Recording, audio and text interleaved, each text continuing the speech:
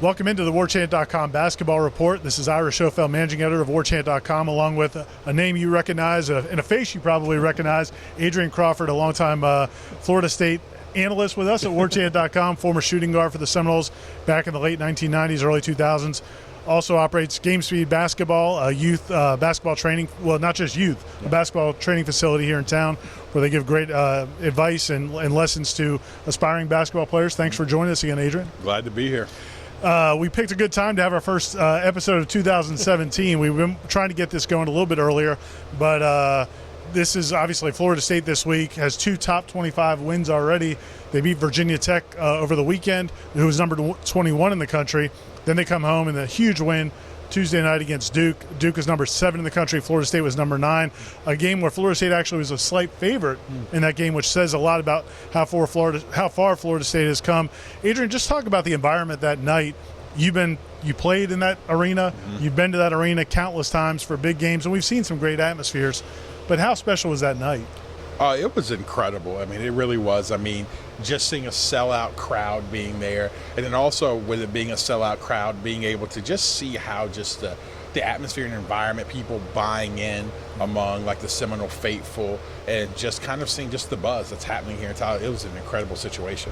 Well, this basketball team, I think one of the things that's great, I think obviously you win 12 straight games. You're 16-1 going into this weekend against North Carolina. So there's a lot of excitement because of the fact that they're winning.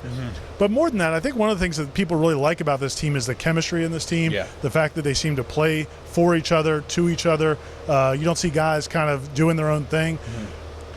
That's sometimes easy to do when you're winning. And I'm curious, kind of your perspective as a former player and as a coach, was this something you guys saw even before the scoreboard kind of lit up, being around the program? Is this genuine, real chemistry with this team, or is it just a byproduct of the fact that they're playing well? First of all, I think it is chemistry. I think that there was a lot of work. There's a lot of work in this offseason and in the preseason that went along with them trying to develop team chemistry. And that's credit to Coach Ham, his staff, outside people they've been bringing in to really work with this team, because again, I think it was, it's way more at times than what happens between that 94-by-50 box. It's the off the court stuff. It's, man, can you carry one another's burden? It's a family. And I think over the last few years, that's some of the things I've been maybe lacking a little bit. It's that kind of, not that they haven't had a desire to have that, but really it being that. And I think these guys really do that. I have the privilege at times of speaking to the team, and the thing that I've noticed I have not seen since probably the ACC championship team is these guys genuinely like to be around each other. And not that the prior teams didn't like each other, but it's a different environment. These guys, just the way they joke, they laugh, they care, and they are on one accord, and they have one mission at hand, and it's been an amazing thing to watch. It seems like it manifests itself, especially on defense. Yes. Is that Do you have to have that to play good defense? I think so, because defense is all about communication. You think about the San Antonio Spurs being as great as they are. One of the things they always talk about when you listen to San Antonio Spurs, they're always talking, they're always communicating. Great coaches say, defense is about communicating. And this group is constantly communicating. They're constantly talking. The coaches are constantly in practice, harping on them, communicate. And these guys are just buying in.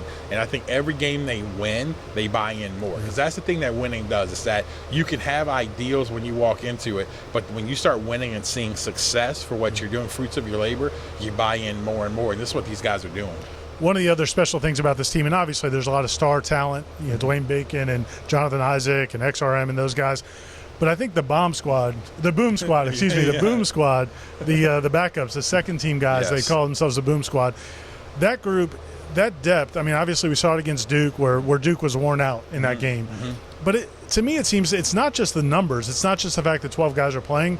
But to me what's special is you've got so many guys that could do different things that this isn't one of those teams where Tony Douglas has to get off. Where if Al Thornton gets in foul trouble, you're done. They have so many guys that Dwayne or Isaac or those guys don't have to have huge nights, and this team can still find ways to win. Absolutely. I kind of compare this team to just to one of those prize fighters that's going to go the distance with you, where they come in and they're going to jab you, and when they're wrapping up with you, they're hitting your arms, and by that 9th, 10th, 11th round, your arms are dropping, your arms are heavy, and then they start coming in. I think that's what this group does. That boom squad that comes in, they come in and they just wear you down, and then the other group starters come back in, and then what you start to see, just like it did last night, right around that 10 to 14 minute mark of the second half, you really begin to see that group come in, and then the starters get back in the game, and it's by that time they deliver the knockout punch. That's when we really make those jumps, is because you just can't face that night in, night out. You're facing such just this level of talent. There's really no drop off. That's the thing. When they leave, there's just no drop off. That team is coming with their own set of skills when they step in the game. Well, you made a Facebook post after the game, or it might have been during the game. You maybe were wrapped up in the emotions, but you kind of said, I think you made it more as a question, or kind of theorizing, could this be the best FSU basketball team that there's ever been? Yeah. And I think some people were like, come on, man. But I think other people were saying, who knows? I mean, there's still a half of a season. There's a lot of this journey to be seen. Yeah. But it's not out of the question to think they could compete for that kind of honor. This is the thing I think that can't be debated. This is the deepest, most talented Florida State team I think in history. I don't think there's been a team that's had the depth and the talent that this team has. I mean, when you're talking about, honestly, 14 guys who could play. Brandon Allen is probably the best on-ball defender, and they're like trying to find minutes for Brandon. They're just really talented. Now, I think, yes, I always think that, it's going to be how they finish the year, how deep can they go in the tournament. But that's when I wrote, could this be? Because I honestly, I'm just a believer. And again, you have the emotion of it all, but when it's all said and done, this group, to do what they've done, there's only been 2 teams in ACC history to face this gauntlet that they are, and they are blowing through it. It's not like we're kind of barely winning. We beat Virginia, was a tough one at Virginia, but we blow through Virginia Tech. We beat a number 7 Duke team here by 1600. People thought I was crazy, when I was on the Warchant, the Wake Up Warchant, said they'll win by 8, and we end up winning by 16. This group's just really good, so I'm bought in. So maybe it's the emotion of it, but I am fully bought into this group. I was one of the people questioning your 8-point margin right off the bat, but no, you nailed it. And I think that's the thing about this team is it's hard to see the weaknesses. And I think right now the way they're playing, they're 16-1, 15-1. They've won 12 straight games. It's kind of hard to see the weaknesses on this team. But they still have a long way to go. You talked about this gauntlet that they're on, and 6 straight top 25 opponents. They've won the first 3 of those games, which is super impressive. But now you go to North Carolina. You've got Notre Dame and Louisville coming up. Talk to us about North Carolina. And obviously I think they've got maybe 3 losses on the season. One of the most talented teams in the country, a very deep team. And you're going to play up there, which is a very tough environment. Yep. What challenges Florida State can be facing this weekend? I think what Florida State will face a little bit this weekend is just the fact of this is the first time they're going to face a team with the depth, a little bit of them, what they have, the length that they have. They're playing a team athletically that matches up with them. I think, I think Virginia is a very good team. I don't think Virginia athletically matches up. I don't think, Virginia Tech doesn't athletically match up. Duke, they match up, but not with the depth. I think Carolina match up. So I think it's actually going to be a tough game. I think if there is a falter in the Knowles, this could be it. This could be one of those games that's coming up. I don't think they're going to run the table and go undefeated. This could be one of those games to where we walk in, and I think that this could be a little bit of a wake-up call, because you're right. There are some things that I see out there. There's still some flaws, but because we just have these moments when we're winning, it kind of covers those up. And I think you may be able to see some of those flaws that may come out this upcoming weekend against North Carolina. And one of the comments, Xavier Raton-Mays, who obviously had a huge game against Duke, 21 points, on top of a game against Virginia Tech where he only scored 4 points but had 8 assists. He's really showing he can kind of adapt to the style of game. One of the comments he made after the game last night was that they were going to have to get used to being the hunted now.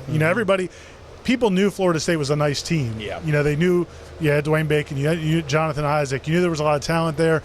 Reeled off some early wins. Winning at Virginia got some people's attention.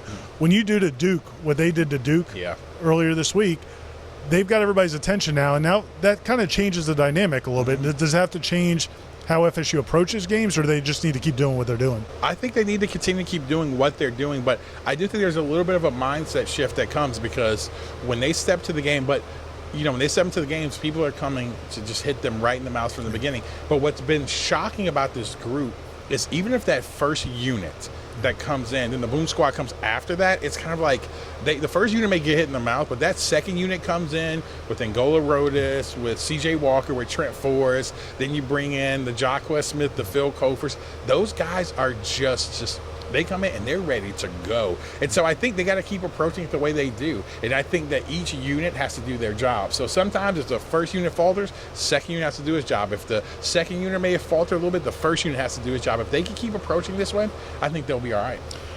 You talked about those young guards, and the junior college transfers, PJ Savoy, Brian Angola Rodas. Then you have the young guards, CJ Walker, Trent Forrest.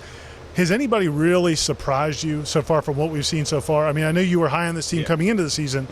Any of those guys really surprise you? I think that, first, Savoy, and the reason probably I'm a little favorite to Savoy, he rocks the number 5 shooting guard. Shooting the three ball. He's a guy he's a shot he's never not liked. I mean, he gets off the bus and it's locked and loaded. But, he's the type of guy I can respect for that. And so wearing the number 5, I think I'm going to have a little bit more favor to him. But he surprised me, but I will tell you, I think CJ Walker and Trent Forrest. I mean, I've known Trent since he's a 7th grader. I've worked him out, trained him, and did some stuff with him. And Trent has always been he's been one of my favorite players I've ever been around. Just mild-mannered kid, but just is very solid. But I didn't really think he would adapt this quick. I think CJ Walker, he brings a level of toughness to the team that he does a great job. I mean, I think even Angola Rodas, we didn't even know, if he was even going to be here and get in school. He got in a little bit later. And the thing is with him is that, he's come in and he's done a good job. So I think I would say, to back it up, those 3 guards, really those 4 guards have all impressed me this year. And it's a situation where it seems like they grow on the job. Yes. It seems like you don't see them make the same mistakes game after game after game.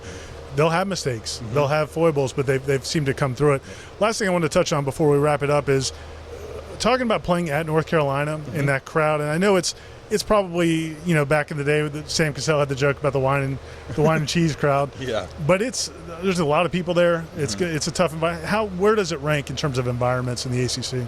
I think it's one of the top environments. I wouldn't say it's the, if I had to rank the environments in the ACC, I would say definitely old school. When I was playing, NC State, Reynolds, that was just unbelievable because it was just so hot in there and people could look over into the huddle. It was just wild in there. Cameron would be second. Actually, one of my favorite, Virginia, is actually very tough to play in. And so I kind of would put, the Dean Dome maybe like 3rd or 4th in that group. Gotcha. So it's going to be a tough place for them to play. But I think these guys, it's just kind of just, you got to get through, I always tell people, you got to get through the first 4 minutes because once you get through the first 4 minutes, man, basketball's basketball. And so that's the thing. It's just, can you weather those first 4 minutes of, it's a ginormous stadium because playing in the Dean Dome is a lot like playing in the NCAA regional because it's just a big, ginormous arena. If you can get through that, get your shot perception right and just get the anxiety stuff out, they should be fine.